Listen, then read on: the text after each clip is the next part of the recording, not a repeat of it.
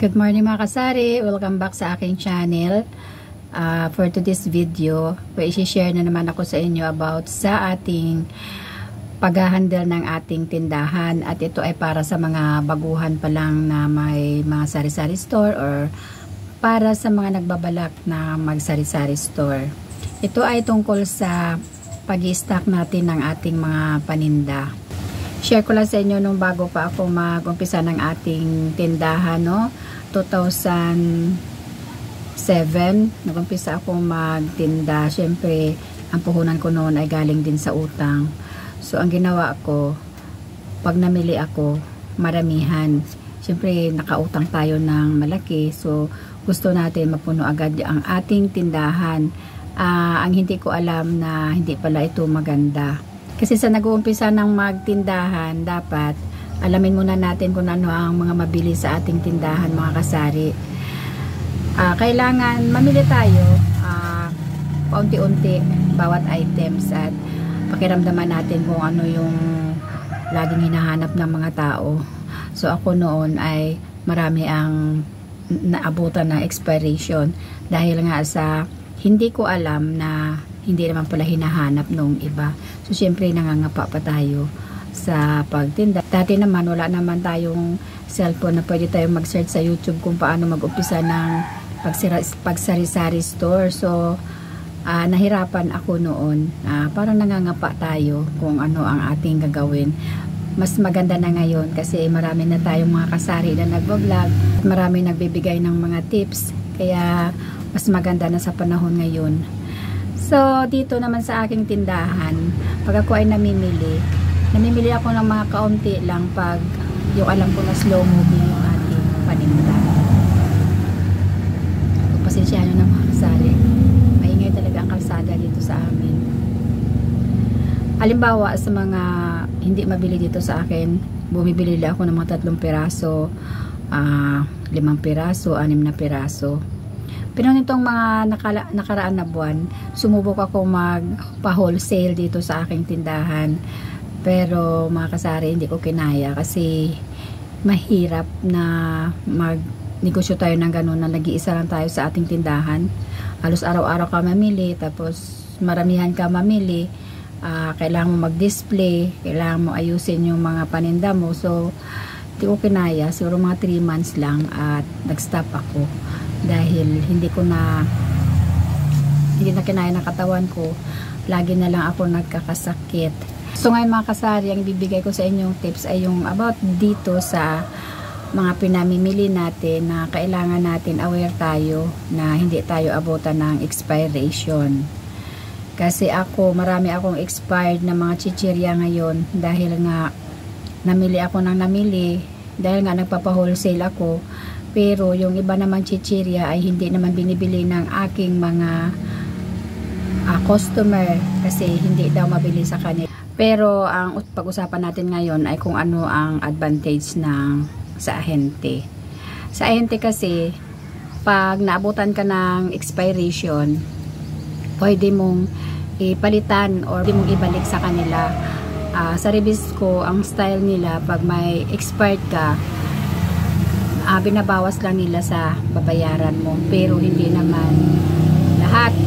Inuunti-unti lang nila. Halimbawa, may mga 5 pack ka ng biskwit, 2 lang muna hanggang sa maubos yun. Every time na ma-deliver sila, ibabawas yung sa sunod 2 na naman.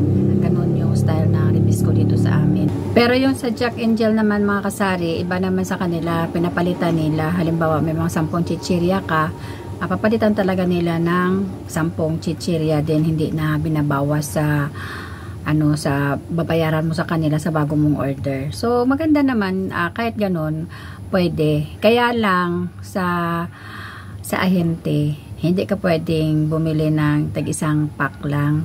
Halimbawa 1 pack lang ng biskwit, di ba? Sa grocery magagawa natin 'yan, 3 sardinas lang or 3 mga 5 tuna. Sa ahente kasi kailangan, gaya sa ahente ng mga 5 sardines, ang pinaka minimum na kukunin mo sa kanila ay 1 dosena. Ang pinaka maliit na yan pinakamaliit na order mo sa kanila ay 1 dozen, 1 dozen. Minsan, nakikiusap ako na 6 lang yung kukunin ko. Sasabihin nila, ay madam, mahirap kasi maglagay sa resibo ng ganun. So, kailangan tig 1 dozen. Yun ang problema sa ahente mga kasari. Kailangan maramihan kapag bumibili sa kanila. Pag sa grocery naman kasi, pwede kang bumili ng kahit 3 lata lang ng mga sardinas, 3 pack lang ng mga ketchup, mga ganun, 1 biskwit lang. Pero sa ahente, mayroon silang minimum order.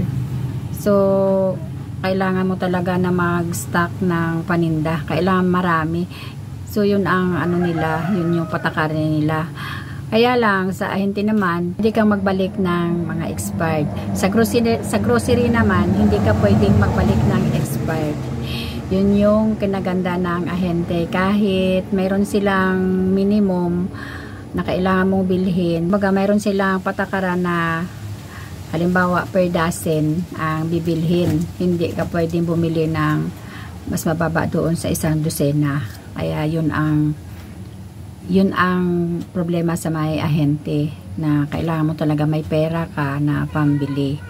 Pero sa grocery naman, pwede mong budgetin yung pera mo. Kahit may 2,000 ka lang, marami ka nang mabili na sari-saring mga paninda. Dahil pwede kang bumili ng kahit 3 piraso lang, ay wala namang problema. Kaya lang, sa grocery or sa mga wholesaler, kaya dito sa amin, sa wholesaler sa bayan, hindi ka pwedeng magbalik ng expired. So, pag ako ang namili sa grocery, tinitingnan ko talaga ang expiration na kung malayo pa. Kasi one time, itong last week lang, namili ako dun sa baba. May grocery store kasi dyan sa kabilang barangay. Yung Lucky Me noodles na chicken labuyo ay next month na ang date na expiration niya. So, bumili ako ng 1 dosena. At pagdating dito, nakalimutan ko kasi tingnan doon. Pagdating dito, tiningnan ko. Wow, sabi ko, ang lapit na ng expiration nito.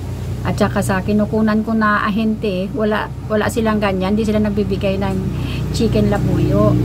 Beef labuyo lang yung binibigay nila. So sabi ko, parang naano na ako dito, natatakot na ako. Kasi 1 dosena pa naman yung binili ko at yung chicken labuyo ay hindi masyadong mabili. Buti na lang, yung nag-wholesale sa akin dito ay pumunta pa rin dito at tumingin kung ano pa ang meron silang pwedeng bilhin na marami pang stock.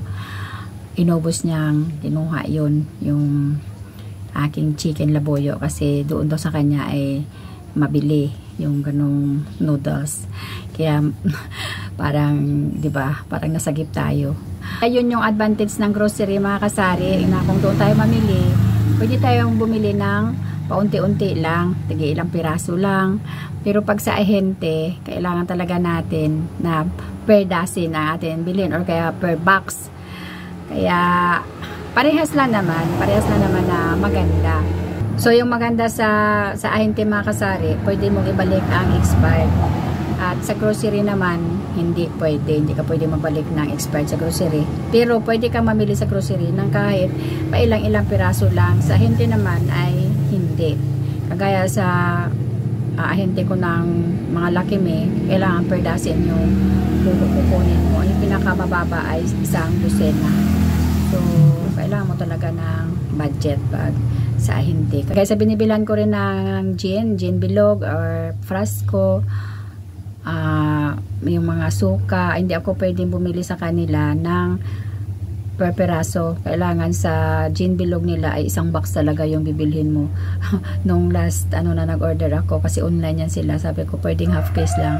Hindi kami madam nagbibigay ng half case, kailangan per case. Sa mga suka naman, gaya ng mga Silver Swan, half case or 1 case. Hindi sila nagbibigay ng mga 1 dozen. Kaya lang mas maganda naman, kumukuha pa rin ako sa kanila kasi dinideliver nila. So wala na akong pamasahe, pati yung bigas, yung mga bihon, dinideliver lang nila dito sa akin.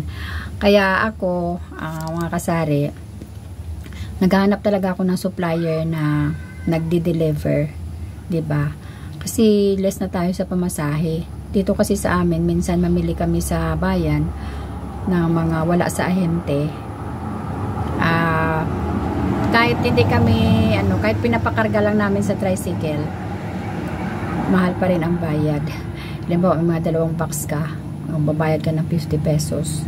Kasi hindi naman namin kaya yan hindi naman namin kaya yan ikarga sa motor kasi namomotor lang kami. At ako naman, alam nyo, mayroon akong anxiety na takot akong magsakay ng tricycle. So, okay lang sa motor kasi asawa ko yung nagda-drive, hindi ako natatakot. So yung ginagawa namin, namimili kami doon at pinapakarga lang namin sa tricycle, 'di ba? Sa 50 pesos o pag halimbawa 4 na box, magbabayad ka ng mga 80, ganun. 'Di ba ang laki? Pero kung nagpapa-deliver ka, wala namang bayad sa delivery. So 'di ba, makaang 80 pesos or 50 pesos na 'yon, savings na natin 'yun. Kaya ako, hanggat mayroon ako nakikitang nagde-deliver, nag-order lang ako sa kanila. Pero ito talaga maiwasan na hindi tayo pumunta ng bayan kasi minsan wala din sa kanila ang mga gusto nating bilhin. So yun lang mga kasari ang share ko sa inyo about sa ahente at saka sa grocery. Depende na lang sa atin kung saan tayo komportable mamili, kung sa ahente pa o sa grocery, dahil parehas lang naman silang may advantage at disadvantage. Mga kasari, thank you for watching, at sa mga hindi pa nakasubscribe sa bago kong channel, sana naman po ay subscribe din nyo ako at pakiclick na rin ng notification bell para updated kayo sa akin mga susunod pang video. God bless sa inyong lahat mga kasari. Bye!